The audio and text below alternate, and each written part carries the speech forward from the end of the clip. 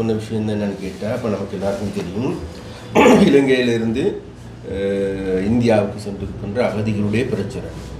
அப்போ இந்த பிரச்சனை முன்பு நாங்கள் பல தடவை பேசியிருக்கிறோம். அப்போ அதனால் வேண்டி கடந்த காலங்களில், அதாவது சட்ட ரீதியற்ற முறையில் சட்ட விரோதமாக சென்றிருந்தவர்களும், அதாவது அரசாங்கத்தால் அங்கீகரிக்கப்பட்டிருக்கின்ற இந்த ஒரு இறங்குத்தரையில் உண்டாக போகாமல் வேறு விதமாக போயிட்டு இன்றைக்கு அகதிகளாக இருக்கின்றவர்களுக்கு கடந்த காலங்களில் நாங்கள் தேடி பார்க்கின்ற பொழுது, அவர்கள் மீள் வருகையின் பொழுது பல சந்தர்ப்பங்கள் அவர் கைது செய்யப்பட்டார்கள். கைது செய்யப்படுகின்ற போது அவர்களுக்கான சட்ட நடவடிக்கை எடுக்கிறதுக்கும் கூட ஒரு சிக்கலான இருந்துச்சு. அந்த மாதிரி நேரத்தில் ஒரு சம்பவம் இருக்குது. விசேடமாக எங்களுடைய இளங்குமரன் எம்பி அவர்கள் தலையிட்டு அதற்கான இதை பெற்றுக் கொடுத்தார், விடுதலை செஞ்சு கொடுத்தார். அப்போ அதன் பிறகு நாங்கள் பார்த்து இப்போ நாங்கள் ஒரு முடிவு எடுத்திருக்கிறோம். அதாவது இப்போ கடந்த 2 வாரத்துக்கு முன்னே தான் கேபினெட்டில் நிறைவேற்றப்பட்டுச்சு.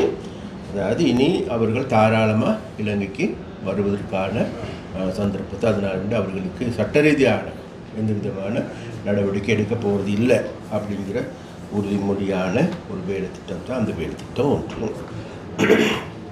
2வது விடயம் அவர் பேசினது காணி சம்பந்தமான பிரச்சனை.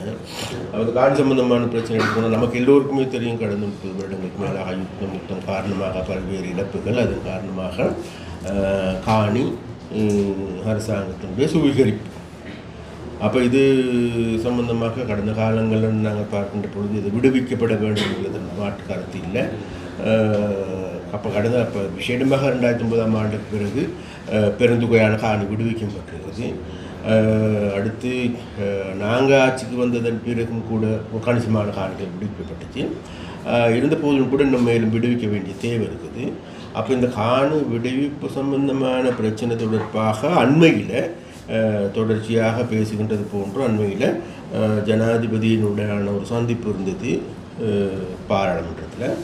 அப்போ அந்த சந்திப்பில் மிக தெளிவாக தீவிரமான முடிவுகள் எடுக்கப்பட்டிருக்குது.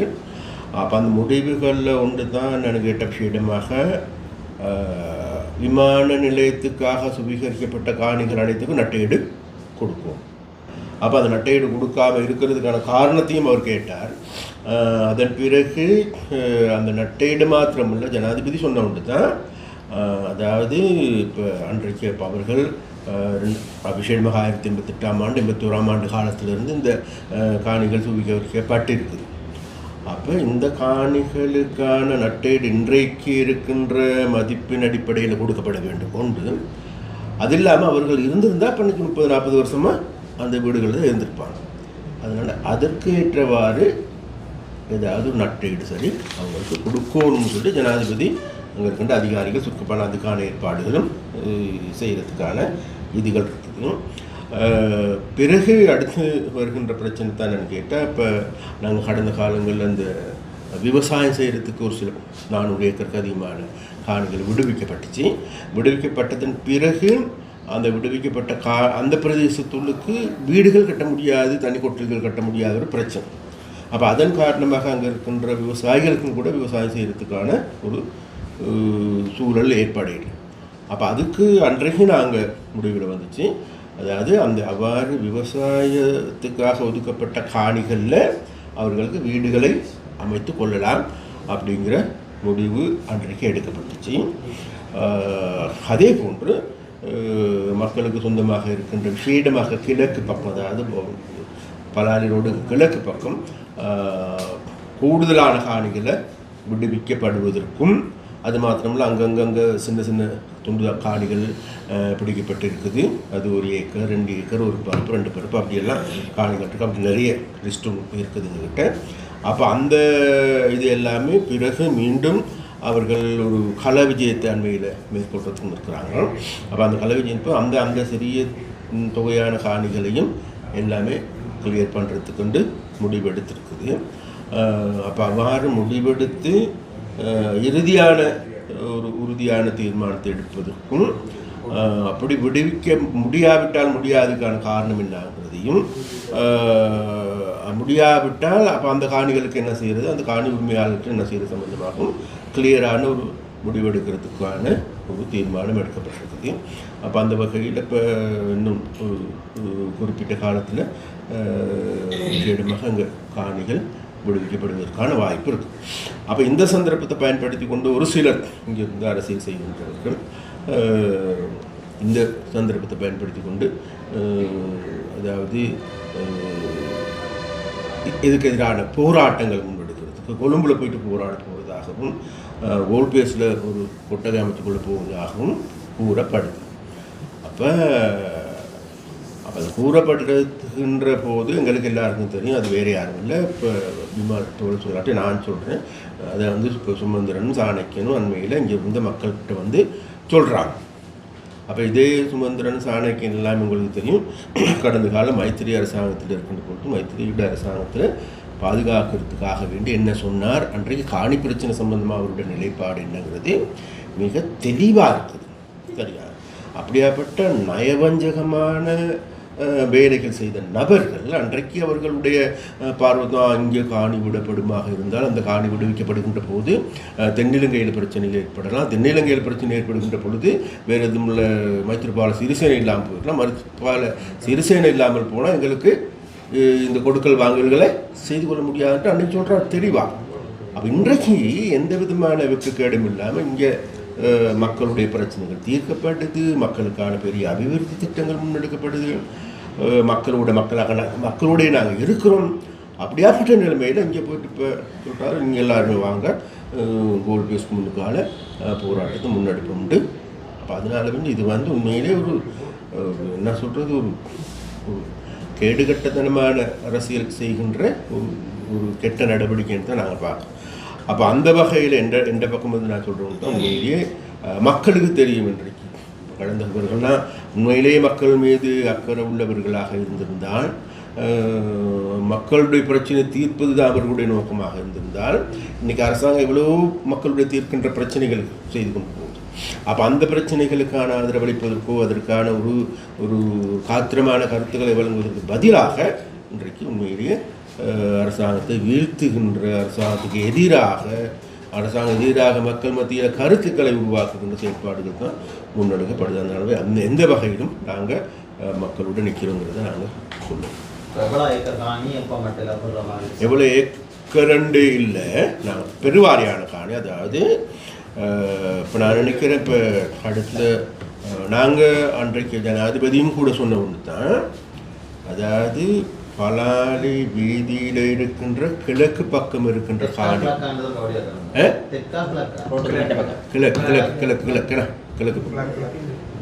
கிழக்கு பக்கம் சரியா, கிழக்கு பக்கம் உள்ள காணிகள் சம்பந்தமாக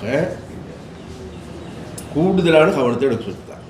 அதனால பெருவாரியான காணிகள் எத்தனை குறிப்பாக சொல்ல முடியாது, பெருவாரியான காணிகள் விடுவிக்கப்படும்.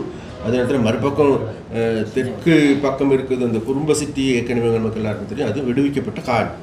அப்போ அந்த காணி இன்றைக்கு மறுபடியும் முடிக்கப்பட்டு அப்போ அந்த காணியும் விடுவிக்கப்பதற்கான நடவடிக்கை எடுக்கப்படும். அது இல்லாமல் மக்களுக்கு எந்தெந்த இதில் காணிகள் கொடுக்க முடியுமோ, கோயிலா அல்லது பள்ளிக்கூடங்களா எல்லாத்தையும் விடுவிக்கிறதுக்கு அதற்கான பாசிட்டிவான நடவடிக்கை எடுக்க சொல்லுங்கள். இதில் வந்து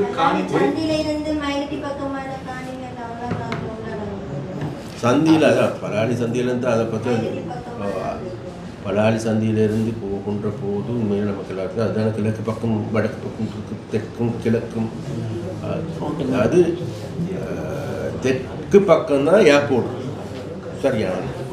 அப்போ ஏர்போர்ட் சம்பந்தமாக இப்போ இன்றைக்கி எங்களுக்கு தெரியுது. இப்போ இன்றைக்கி நாட்டில் இருக்கின்ற நிலைமைகளோட பலாலி விமான நிலையம் வந்து ஒரு பெரிய ஒரு பூஸ்டான விமான நிலையமாக மாறக்கூடிய சாத்தியக்கூறுகள் இருக்குது. இப்போ அதனால வேண்டி நாங்கள் உண்மையிலே அது ஒரு பெரிய விமான நிலையமாக மாற்றக்கூடிய தேவை எங்களுக்கு இருக்குது. இப்போ அதனால அதில் ரனவே அதெல்லாம் செய்கின்ற பொழுது உண்மையில் மேலும் காணி கூட தேவைப்படலாம். அதனால அந்த பக்கம் நாங்கள் கை வைக்கிறத நிப்பாட்டிக்கிறோம். அது சம்பந்தமாக பிறகு இப்போ எங்களோட விமான நிலையத்திலையும் கூட அங்கே இருக்கின்ற அமைச்சரோடையும் கதைச்சு அதுக்கான முடிவெடுக்கிறதுக்கு இருக்கிறோம். அதே நேரத்தில் நம்ம அந்த இதை வச்சு போட்டு மற்ற பக்கம் காணிகளையும் மற்ற ஏனைய பிரதேசங்களுக்கு காணியும் விடுவிக்கிறது தான் நம்மளோட பிரதானமான நோக்கம். வைத்தியசாலை கட்டுறதுக்கு சுமார் 7 பேருடைய காணி இருக்குது. சரி, அப்போ நமக்கு நீங்கள் சொல்கிறது சரி. வைத்தியசாலை சம்பந்தமாக பேசப்பட்டுச்சு. சரியா? இப்போ வைத்தியசாலை இப்போ என்னமோ அங்கே 3-4 மாடி கட்டடம் கட்டப்பட்டு சரியா? அப்போ நமக்கு அங்கே இன்னொரு ஒரு தேவையும் இருக்குது. அந்த இடத்துல வைத்தியசாலை ஒன்று வாரதும் நல்ல ரெண்டாக. அப்போ அந்த வைத்தியசாலை எதிர்காலத்துக்கு இராணுவத்துக்கு மாத்திரம் பயன்படுத்த போகிறது இல்லை. சரியா? அப்போ அதனால் வேண்டி அந்த பிரதேசத்தில் அந்த காணிகள் சம்பந்தமாக அந்த காணி உரிமையாளரோட பேசி எப்படியாப்பட்ட கம்பன்சேஷனுக்கு போக முடியும். அதுதான் இப்போ நாங்கள் முன்னெடுக்கிறதுக்கு இருக்கணும். அதுக்கான ப்ரொசீஜர் போது அதுக்கு அவங்க நடவடிக்கையும் எடுத்துக்கொண்டிருக்கிறோம். இல்லை இன்னும் நான் நினைக்கிறேன் இப்போ பேசியிருப்பாங்கன்னு நினைக்கிறேன். இது வரைக்கும் எனக்கு தெரியல. நான் பேசுகிறதுக்கு முடிவு எடுத்துருக்கேன். இதில் பலாலி விமான நிலையத்துக்கு வந்து 1983 வந்து ஒரு காணி வந்து நிர்ணயிக்கப்பட்டு சுயரிக்கப்பட்டிருக்கு. அந்த காலப்பகுதியில் அதுக்கான காணி 2 அளவுகள் செய்யப்பட்டு சுயரிப்பு நடவடிக்கைகள் முன்னெடுக்கப்பட்டிருக்கு. அதை விட மேலதிகமாக இன்னும் எதுக்காக காணி தேவைப்படுகின்றது. ஏன்னா அந்த அப்போவே வந்து கட்நாயக்க விமான நிலையத்துக்கு ஈடாக விமான நிலையம் கொண்டு வரதுக்காக 83ஆம் ஆண்டு வந்து காணி சுயரிப்பு வந்து நடவடிக்கை எடுக்கப்பட்டது. பிறகு வந்து அந்த சுயரிப்பு நடவடிக்கைகள் உள்நாட்டு யுத்தம் காரணமாக நிறுத்தப்பட்டிருந்தது. இப்போ அதற்கும் மேலதிகமாக 500 ஏக்கருக்கு மேலதிகமான காணி தேவை.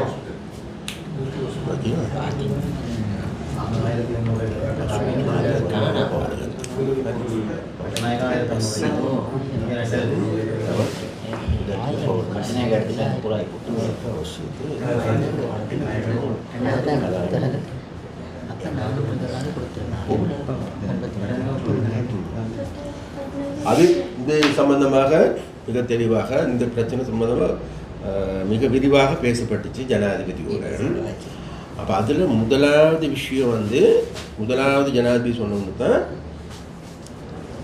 அதாவது 400 ஏக்கருக்கு அதிகமான 600 ஏக்கருக்கு அதிகமான காணி. அப்போ இந்த காணிகள் சுவீகரிக்கப்பட்ட காலம் இப்போ நட்டேடு வழங்கப்பட்டிருக்குதா இல்லை. அப்படி அந்த நட்டேடு வழங்குவதற்கான நடவடிக்கை முதல்ல எடுக்கும். அப்போ ஆரம்பத்திலிருந்து வந்து அவங்களோட முடிவில் இருந்தது 51ஆம் ஆண்டு வேல்யூவேஷன் படியே கொடுக்குறது. ஆனால் இப்போ ஜனாதிபதி சொன்னால் இல்லை, அப்படி இல்லை, தற்போதைய பெறுமதிக்கு ஏற்ற கொடுத்துட்டு அதுக்கு பிறகு அது இல்லாமல் இன்னொரு விஷயத்தையும் சொன்ன ஒன்று தான், அதாவது அவருடைய காணிகள் அவர்கள் இருந்த அன்னைக்கு காணிகள் இருப்பாங்க, அதனால் வந்து அதுக்கேற்ற ஏதாவது நட்டேடு சரி கொடுக்கணும்னு சொல்லி ரைட். அப்போ அதனால் வேண்டி இப்போ இதுவரைக்கும் நாங்கள் அதாவது இப்போ அந்த ஏர்போர்ட்டுக்கு சுவீகரிக்கப்பட்டு இருக்கின்ற காணியை தவிர புதிதாக காணிகள் இன்னும் சுவீகரிக்கப்படலை என்கிறாங்க. ஏற்கனவே அந்த ஐசோன் செக்யூரிட்டி சோன் பிளேஸாக இருக்கிறனால வேண்டி அப்படியே இருக்குதே தவிர இப்போ நான் அதனால வேண்டி எங்களுக்கு நாங்கள் மீண்டும் ஒரு அறிக்கையை கேட்டிருக்கிறோம். ஏர்போர்ட்டை விஸ்தரிக்கிறீங்களா, தேவை இருக்குதா? அப்போ அந்த தேவையின்படி நாங்கள் மக்களோட கதைச்சு அப்படி மேலதிகமாக தேவைப்படுமா இருந்தால் அந்த காணிகளுக்கான முடிவையும் கைடு கொடுக்குறதா என்னங்கிறது அதுவும் சம்மந்தமாக நாங்கள் பார்க்குறதுக்கு இருக்கும். ஆனால் இந்த காணி வேல்யூவேஷன் போது வந்து இந்த காணிகள் வந்து லோட் பண்ணாக வந்து நிர்ணயித்து அதுக்கான வேல்யூவேஷனை வந்து அதாவது வந்து இப்போ முழு காணியம் வந்து ஒரு காணியாக நிர்ணயித்து அதுக்கான வேல்யூவேஷனை போட்டுட்டு மிச்சம் அந்த உரிமையாளர்கள் பகிர்ந்தளிக்கிறதுக்கான ஒரு இதாகத்தான் வந்து அன்றைக்கு ஒரு சத்திய கடிதாசில் சைன் பண்ணுறதுக்கு வழிகிட்டு தான் அந்த குழப்பம் ஏற்படும். அது தவறு. அந்த காணியை வந்து இதுன்றது வந்து இல்லை, அதில் வந்து உண்மையிலேயே அந்த கடிதத்தில் குறிப்பிடப்பட்டிருந்த விடயங்கள் தவறானது. எங்கிட்ட மக்களுடைய காணியை வந்து அது எல்லாத்தையும் லொட்டாக போட்டு அதுக்கான வெரிஃபிகேஷன் பண்ணி அதில் வருகின்ற சொச்சத்தை மக்களுக்கு கொடுக்குறது இல்லையே. அப்போ அதனால வேண்டி அந்த இது தவறு. அந்த தவறு அவங்க அன்றைக்கே திருத்த வேண்டியது. அது வந்து பொதுவாக என்னென்னா ஜனாதிபதியோ அது எங்களுக்கு தெரியாது. ஏன்னா அந்த வேல்யூவேஷனை பார்க்காம கூட அதில் வந்து இந்த தொகைக்கு நான் சம்மதிக்கிறேன் கடிதத்தில் சைன் கேட்டுருக்கீங்க. அப்போ அந்த வேல்யூவேஷனாக பார்க்கவும் இல்லை மற்றும் இல்லாமல் அப்படி நானும் இந்த குழப்பங்கள் வந்து அதிகாரிமார்களால் இந்த குழப்பங்கள் ஏற்படுதுன்றது வந்து நீங்கள் வெளிநாட்டில் இருந்து அன்றைக்கு வந்து அந்த சத்திய கடதாசி வந்து இவ்வாறான குழப்பங்கள் இந்த சத்திய கடதாசியில் ஏற்பட்ட அந்த குழப்பங்கள் இந்த சத்திய கடதாசி பார்த்துட்டு நினைக்கிறேன். அதில் கூறப்பட்ட குழப்பமான இதுக்கு இந்த அதிகாரிமார் வந்து இந்த குழப்பங்கள் அதிகாரிமார்களுடைய அசமந்த போக்கு இருக்கு. நான் அதை 100-200 சொல்கிறேன், பிரச்சனை இல்லை. அதே நேரத்தில் இந்த அதிகாரிகள் இந்த அச்சை கலட்டி போட்டு இன்னொரு அச்சை வைக்கிறாது அது அதனால இந்த ரொட்டேஷனில் போகணும் பார்ப்போம் இந்த அச்சை ஏதாவது வேற வழியில் இல்லை அரசு அதிபரால் அண்மை காலங்களில் கச்சேரியில் நடக்கிற நிகழ்வுகளாக இருந்தாலும் சரி இப்போ நீங்கள் சொல்கிற பல்வேறான குழப்பங்களாக இருந்தாலும் எந்த ஒரு விஷயத்துக்கும் மேலிடங்கள்ல இருந்து சொல்றது தான் செய்கிறதாக அரசு அதிபருடன் அறிக்கையில் சொல்கிறேன். அப்படி நான் ஒன்று சொல்கிறேன் என்னென்னா இப்போ ஊடகவியலாளருங்கிற அடிப்படையிலையும் மக்களுங்கிற அடிப்படையிலையும் சரியா அதாவது எங்களை பயன்படுத்தி எந்த ஒரு அதிகாரி அது ஜிஏவாக இருக்கலாம் யாராக இருந்தாலும் சரி எங்களை பயன்படுத்தி மக்களுக்கு தவறான செய்திகள் போகுமா இருந்தால் நான் ஊடகவியலாளர் சொல்லிட்டு அதை என்கிட்டையும் நேரடியாக சொல்லுங்க இப்படியாப்பட்ட ஒரு சம்பவம் நடந்துச்சு இந்த சம்பவத்துக்கு இப்படியான ரியாக்ஷன் வந்திருக்கு அதுக்கு நீங்கள் உண்மையாக போயாண்டு கேட்குறதுக்கு அதுக்கு பிறகு நாங்கள் மற்ற பார்க்கலாம் தானே அப்படி அதனால அதுக்கு நீங்கள் சொல்லுங்கிறது தான் கேட்டுக்கொள்கிறேன்.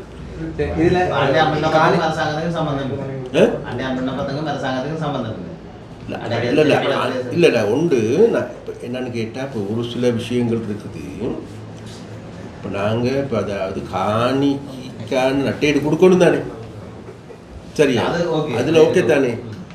ஆனால் அந்த காணிக்கு நட்டேடு வழங்குகின்ற பொழுது எழுத்து மூலமாக என்ன சைன் பண்ணி வாங்குகின்ற பொழுது அது அந்த கடிதத்தில் இருக்கின்ற இன்னொரு க்ளோஸ்னு போட்டிருந்தா என்ன தொகை போடாமல் அது அதில் மிக தெளிவாக இன்றைய மதிப்பீட்டின் படி என தனக்கு உரிய காணிக்குரிய இது வழங்கப்படும் சொல்றது முடிஞ்சு அப்படியே சொல்ல இல்லை அது தவறு. அரசாங்கம் சொல்றதை நாங்கள் செய்கிறோம் என்று சொல்லி பிரதேச செயலாளரும் அரசாங்க அதிபரும் மத்திய கலந்துரையிலும் மக்களுக்கு ஒரு நேரடியாக சொன்னாங்க. அந்த சத்திய கடதாசியில குறிப்பிடப்பட்ட விடயங்கள் அத்தனையும் அரசு சொல்லித்தான் நாங்கள் அதை செய்கிறோம் என்று சொல்லியிருக்கிறோம். அப்படின்னா இந்த காணி விடுவிப்புல ஏற்கனவே ராணுவம் வெளியேறி இருக்கிற காணிகள் இருக்குது. இப்போ குறிப்பாக தொழிற்சாலை உள்ள காணி அதை அந்நிய பகுதியில் உள்ள காணிகள் எல்லாம் ராணுவத்தினர் தற்போது வெளியேறி இருக்கிறாங்க. ஆனால் அந்த காணிகளையும் கையளிப்பதில்லை என்னத்துக்காண்டி தாமதம் வெளியேறின பிறகு அதே நேரம் போலீசாரின் கட்டுப்பாடுகள் உள்ள தனியாக முப்படைகளை பற்றி மட்டும் கைக்கிறோம் போலீசாரின் கட்டுப்பாடுகள் உள்ள காணிகள் விடுவிப்பு தொடர்பில்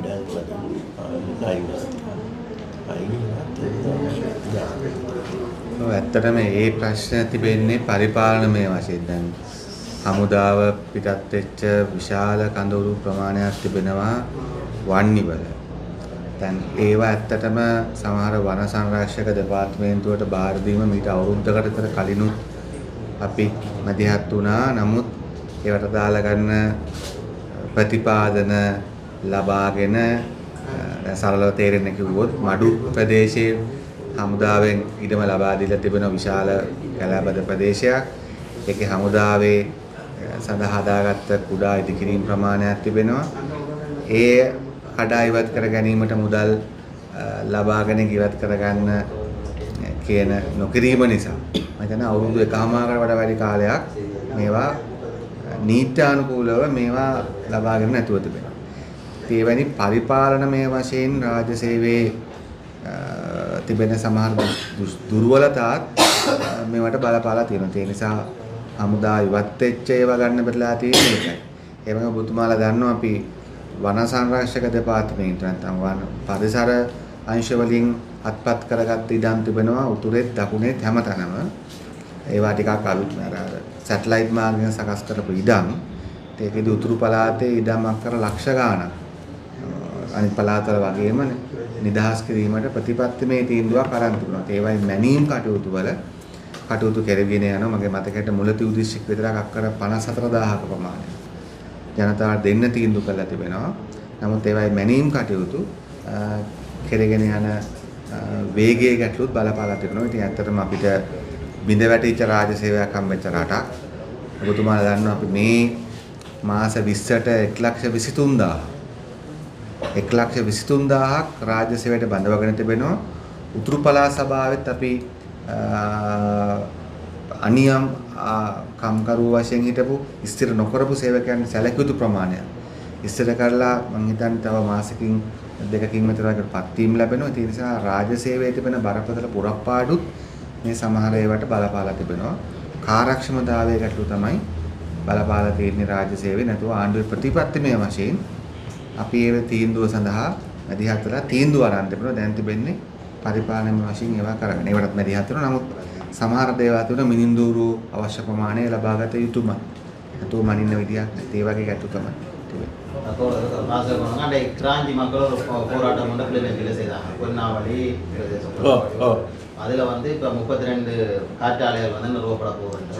இதால் வந்து அந்த கிராமத்தில் உள்ள ஒரு ஃபேனுக்கு வந்து 700 ஏக்கர் 700 தென்னை மரம் அழிக்கப்படுது. மொத்தமாக 12 ஃபேன் வார இடத்துல 700 தென்னை மரம் அழிக்கப்படுது. ஆனால் தங்களோட இடத்தை தாண்டி அங்கே 2 ஏக்கர் ஃபாரஸ்டில் காணி இருக்குது. அதில் அந்த ஃபேனை போடலாம் வேண்டும். ஆனால் தங்களோட குடிமனைகள் உள்ள வளர்நிக்க பிரதேசங்களில் தான் இந்த காற்றாலைகள் இருக்கணும். அது சம்பந்தமாக அரசாங்கம்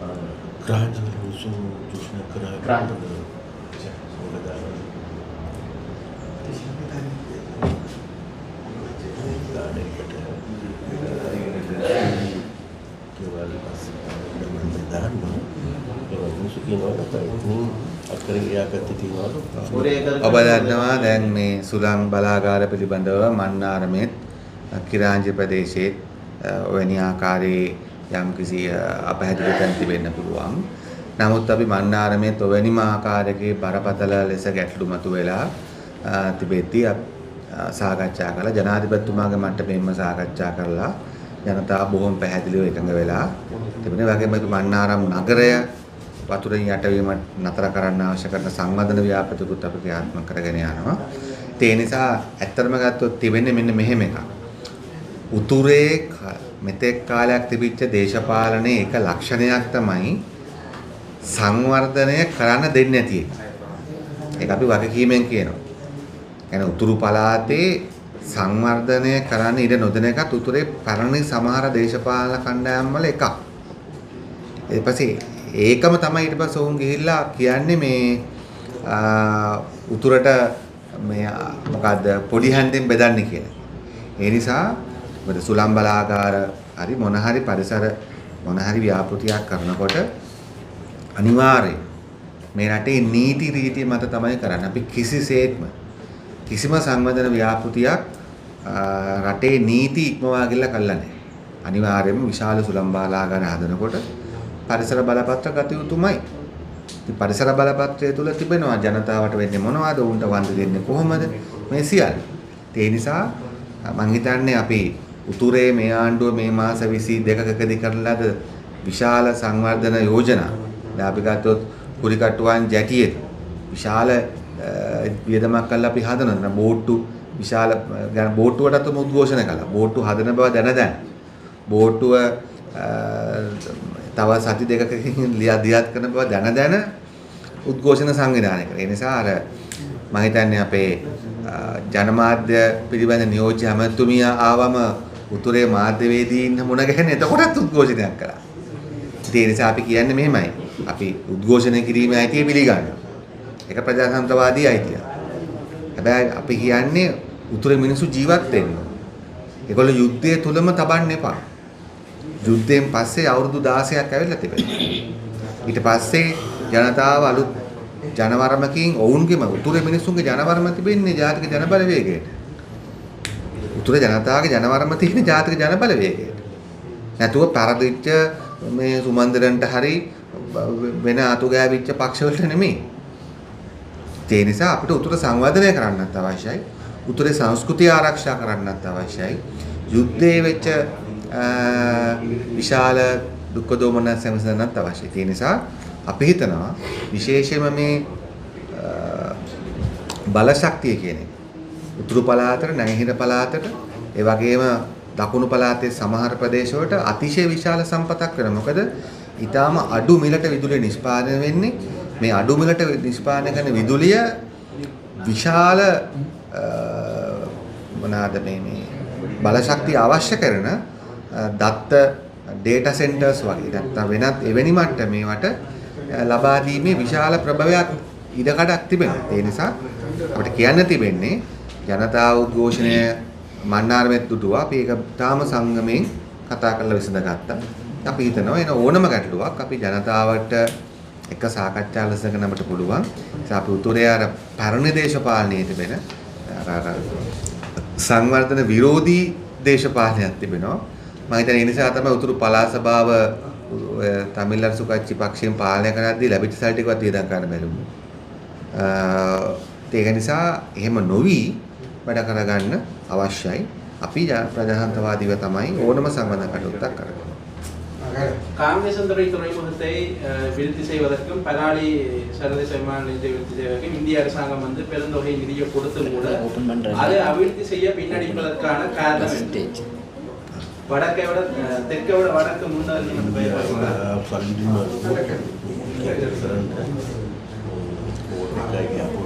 මෙහෙමයි. දීලත් ඒ කරේ නැහැ. පැහැදිලිව ගත්තොත් එහෙම ඉතින් මම හිතන්නේ ඇතිතර උත්තර දීලා තිබෙනවා.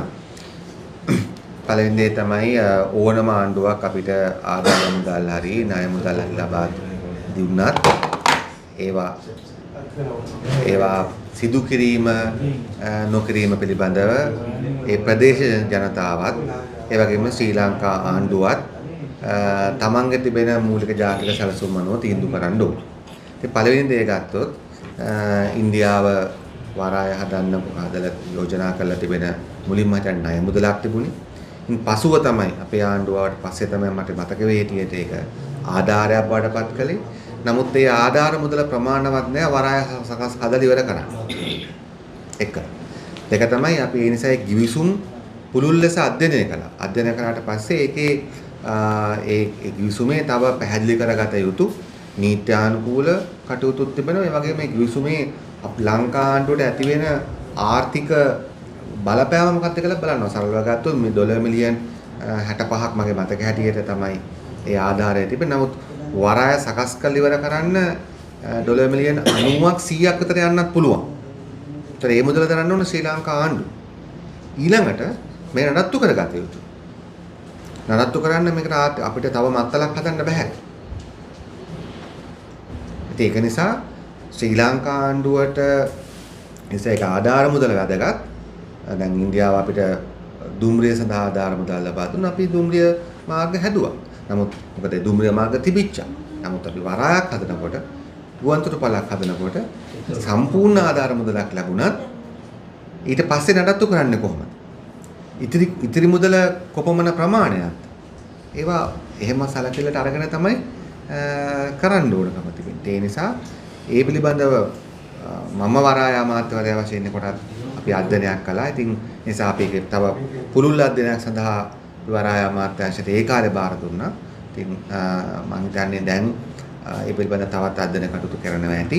නිසා ආධාර මුදලක් ලබා දුන්නා ඒත් හැදුවේ නැහැ කියන එකේ තව සම්පූර්ණ වෙන්න ඕන කටයුතු තිබෙනවා. ආධාර මුදලෙන් සම්පූර්ණයෙන් වරාය හදන්න බෑ එක.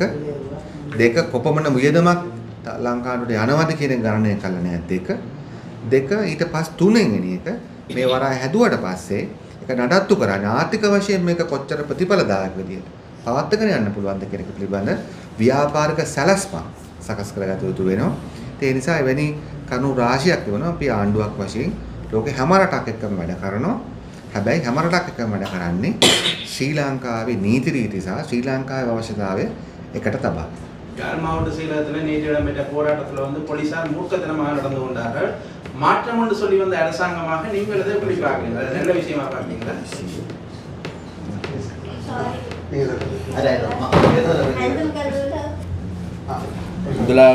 முதலாவதாக இப்போ அமைச்சர் விமல் சொன்ன ஒரு சில விடயங்களை நான் சொல்லுறேன்.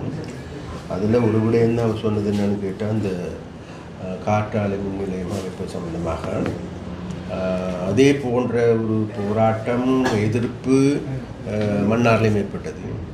பிறகு மன்னார் நேரடியாக ஜனாதிபதியும் சந்தித்து பிறகு அது உடன்பாட்டுக்கு வந்தது. அதே போல் இந்த பிரச்சனையும் அவ்வாறான பிரச்சனையாக இருக்குது. அப்போ அதனால் வேண்டி இப்போ அந்த பிரதேசத்தில் இருக்கின்ற மக்களோடு பேசி அதற்கான முடிவுகள் எடுப்பதற்கும் ஏதுவான செயற்பாடுகள் நாங்கள் முன்னெடுக்கிறதுக்கும் இருக்கிறோம். இறுதியாக அந்த அவர் சொன்ன ஒரு விஷயம் தான் என்னென்னு கேட்டால் இது விஷயம் மக்கள் நமக்கு எல்லோருக்கும் தெரியும். இங்கே இருக்கின்ற அரசியல்வாதிகள் இங்கே இருக்கின்ற அபிவிருத்திக்கு எதிரான அரசியலை தான் முன்னெடுக்கும். அப்போ அந்த அபிவிருத்திக்கு எதிரான அரசியல் எந்த அளவுன்னு சொன்னால் எந்த ஒரு அபிவிருத்தியும் பெறக்கூடாது. அப்போ தான் அவர்கள் வந்து தொடர்ந்தும் அரசியல் செய்யலாங்கிற ஒரு நிலைப்பாட்டிலிருந்து செயல்படுறாங்க. அதே போல் விஷயமாக இந்த ஏர்போர்ட் சம்பந்தமாகவும் அடுத்து துறைமுகம் சம்பந்தமாகவும் இந்தியாவுடைய உதவி கிடைச்சி ஏன் செய்யறது இந்தியாவுடைய உதவி அல்லன்னு கேட்டால் ஒரு விஷயம் இருக்குது. நமது நாட்டில் இருக்கின்ற ஒரு வளங்களை தீர்மானிக்கக்கூடிய பொறுப்பு இருக்கிறது வேறு யாருக்குன்னா நமக்கு, மக்களுக்கு. அதில் நாங்கள் கிளியராக இருக்கோம். அப்போ இந்தியா எங்களுக்கு கொடுக்க உதவிக்கு வந்தது கிட்டத்தட்ட $65 மில்லியன் எண்ணம். ஆனால் அதை செய்து முடிக்கிறதுக்கு போகும் $90 மில்லியன் மேலே செலவாகும். அப்போ அந்த காசு யார் கொடுக்குறது? அப்படி பிரச்சனை இருந்தது. அப்போ அது மாத்திரமல்ல, அதுக்கு பிறகு இதை நடாத்தோம், இது பராமரிக்கவும். அப்போ அந்த பராமரிப்பின் போது தான் நாங்கள் பார்க்க இன்னொரு மத்தலையாக இன்னொரு அம்பாந்துட்டியாக உருவாக்க இயலாது ஒன்று. அப்போ அந்த அந்த அந்த பிரச்சனை சம்பந்தமாக அதனால வேண்டி நாங்கள் இது சம்பந்தமாக மேலதிகமாக அவரோடு பேசுகிறதுக்கும், அது இல்லாமல் அதாவது இந்த மாதிரியான அபிவிருத்தி திட்டங்கள் வருகின்ற பொழுதும் உண்மையில் அது சம்பந்தமாக இதை விட கூடுதலான கவனத்தை எடுக்கிறதுக்கு இருக்கும். அப்போ இதற்கு நான் இன்னொரு விஷயத்தை சேர்க்கலாம்னு பார்க்குறோம். என்னென்னு கேட்டால் வேறு எதுவும் இல்லை. இப்போ நமக்கு தெரியும், இப்போ இன்றைக்கி நமது நாட்டில் இங்கே யாழ்ப்பாணத்தில் இருக்கின்ற நிலைமைகளை நாங்கள் பார்க்கின்ற பொழுது நமக்கு எல்லோருக்கும் தெரியும். இப்போ இந்த இந்தியன் கல்ச்சர் சென்டர் இந்தியா நம்ம கைக்கு விடுறதுக்கு ரெடி. நம்ம டாக்டர் என்ன செய்கிறாங்க? இன்னமும் அதில் ஈடுபாடியில் கொண்டு போயிட்டு அதை எந்த அளவுக்கு தாமதப்படுத்த முடியும் அந்த அளவுக்கு தாமதப்படுத்திக்கணும். அப்போ இதுகள் உண்மையில் நான் சொல்ல போகிறேன், நான் எடுத்துக்கொண்டால் உண்மையிலே அப்படியாப்பட்ட பிரச்சனைகள் இருக்குது. அப்போ அந்த பிரச்சனையோடு தான் நாங்கள் பார்க்குறோம். அதில் இதுகள் எல்லாத்தையும் கவனத்தில் எடுத்தால் நாங்கள் அபிவிருத்தி வேலை திட்டங்களை முன்னெடுக்கணும். அந்த அபிவிருத்தியின் பொழுது நாங்கள் விசேடமாக சொல்ல போனால் எல்லா அபிவிருத்தி திட்டங்களுக்கும் சுற்றாடல் அறிக்கையோடு கட்டாயம் தேவை. சுற்றாடல் அறிக்கையில் போது அதில் அந்த சுற்றாடலில் ஏற்படுகின்ற தாக்கம், பிரச்சனை, மக்களுடைய பிரச்சனை, மக்களுக்கு நட்டையிடா இல்லை, இதெல்லாமே செய்து தான் ஒரு அபிவிருத்தி திட்டத்தை முன்னெடுக்கிறோம். அப்போ அந்த வகையான வேலை திட்டத்தை நாங்கள் முன்னெடுக்கிறவங்க சம்பந்தமாகத்தான் நாங்கள் කරුණක් තියෙනවා. ඉන්දියන් කල්චරල් සෙන්ටර් එක ඔබතුමාලා දන්නවා අති විශාල ඉදිකිරීමක්.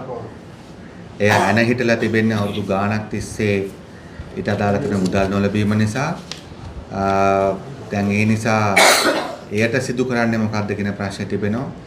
ඒ වගේම මහනගර සභා ගොඩනැගිල්ල ඉදි කරන්න අති විශාල මුදලක් වෙන් කළා එක මග නතර කරලා තිබෙනවා. දැන් ඒ මගන ඒ විශේෂම ගත්තොත් මහනගර සභාවට අදාළ කරන අලුතෙන් හදාගෙන යන ගොඩනැගිල්ලේ හැදුවට පස්සේ ඒ ඇති වෙන්නේ මගේ අමාත්‍යාංශයෙන් අපි හදන්නේ අපිට පේන විදියට අඩු ගානේ ඒකේ AC බිල් එකවත් මං හිතන්නේ නගර සභාවට ගෙවන්න පුළුවන්. ඒ වගේ සැලසුම් ඇතුව නෙමෙයි කළා තිබේ. නමුත් අපි මේ අවුරුද්දට මිලියන් 100 ගාණක් වෙන් කළා තිබෙනවා. ජනාධිපති 400ක් අපි ගරු ජනාධිපතිතුමා සමග සාකච්ඡා කරලා ජනාධිපතිතුමා ප්‍රකාශ කළා සම්පූර්ණ ඉදිකිරීමම කරලා මේක අවසන් කරන්න කියලා. ඒක හොඳ උදාහරණයක්. අපිට අවශ්‍ය මොකක්ද? ඊට පස්සේ මේවා කොහොමද නාට්ටු කරන්නේ?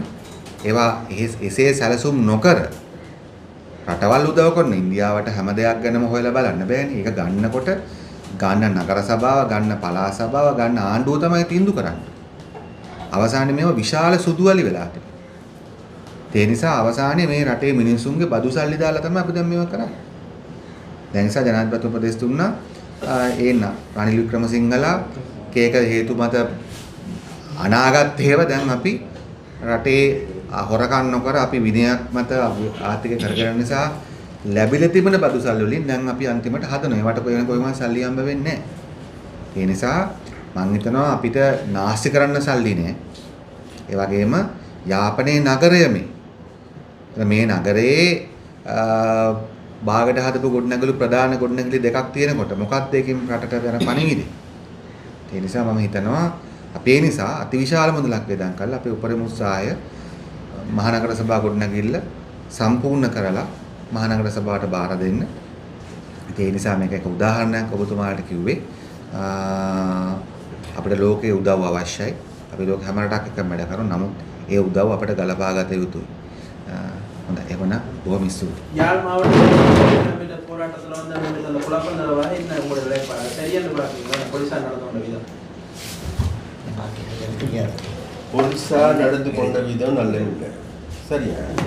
அதே நேரத்தில் நமக்கு எல்லாருக்கும் தெரியும் இந்த இந்த இந்த இவ்வாறான போராட்டங்கள் என்பது வெறுமனே அங்கே இருக்கின்ற மக்களால் முன்னெடுக்கப்பட்டதாங்கிறது பார்க்க வேண்டுதான். அந்த அது காணாமல் போனவர்கள் பெருவாரியானாக்கள் இருந்தாங்க, நாங்கள் அழைச்சி விட்டோம். சரி, அப்போ அந்த நேரத்தில் அதாவது உண்மையிலே நேற்று சம்பவத்தை நாங்கள் நல்ல முறையில் அவதானிச்சு பார்க்கணும். அந்த அந்த அந்த போராட்டத்தில் ஈடுபட்ட ஒரு சில தாய்மார்கள் அதாவது பலவந்தமாக உள்ளுக்கு வரதுக்கு ட்ரை பண்ணாங்க. அந்த நேரத்தில் அவங்க போலீஸோட கடமை ஒன்று இருக்குது தானே. அதன் பொழுது போலீஸ் ஆட்கள் மூர்க்கத்தனமாக நடந்து கொண்டார்களா இல்லையாங்கிறது அது வேறு கதை. இருந்த போதும் கூட நாங்கள் அந்த அவ்வாறான இது கூட நடக்காமல் இருக்குமாக இருந்தால் எல்லாமே சுமூகமாக தீர்த்து கொள்ள முடியுமா இருந்தால் ரொம்ப நல்ல. ஆனால் இது சுமூகமாக தீர்க்கப்படுறதுக்கு தயார் இல்லைங்கிறதாவது பொதுவாக நாட்டில் அபிவிருத்திக்கு நாங்கள் தயாரில்லாத மாதிரி தான் நாட்டில் இந்த ஒரு சுமூகமான ஒரு நிலைமை இருக்கக்கூடாது. அந்த அப்படி நினைச்சு வேலை செய்கிறார்களும் இருக்கிறாங்க. அதையும் கவனத்தில் எடுக்கணும் தான் நம்ம சொல்கிறோம். இந்த போக்குவரத்து சம்பந்தமாக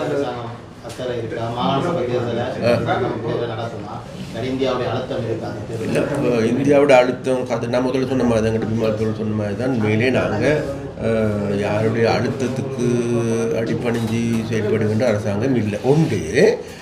ரெண்டாவது, மாகாண சபை தேர்தல் சம்பந்தமாக நாங்கள் கடந்த காலங்களில் தெளிவான முடிவு எடுத்திருக்கிறோம். இதற்கான தெரிவுக்குழு அமைக்கப்பட்டிருக்குது பார்லிமெண்ட். பாராளுமன்றத்துக்கு தான் அதிகாரம் இருக்குது. இது பார்லிமெண்ட் தேர்தலில் மாகாண சபை தேர்தலில் வெகு கூடிய சீக்கிரம் செய்து கொடுத்தது. அவ்வாறு அவர்களுடைய அறிக்கை வருகின்ற பொழுது நாங்கள் ரெடி மாகாண சபை தேர்தல் நடத்துகிறோம். மிக்க நன்றி தோழர். மத்திய பேருந்து நிலையம் தொடர்பான பிரச்சனை உங்களுக்கு தான் அதிகாரம் இருக்கு. சரி,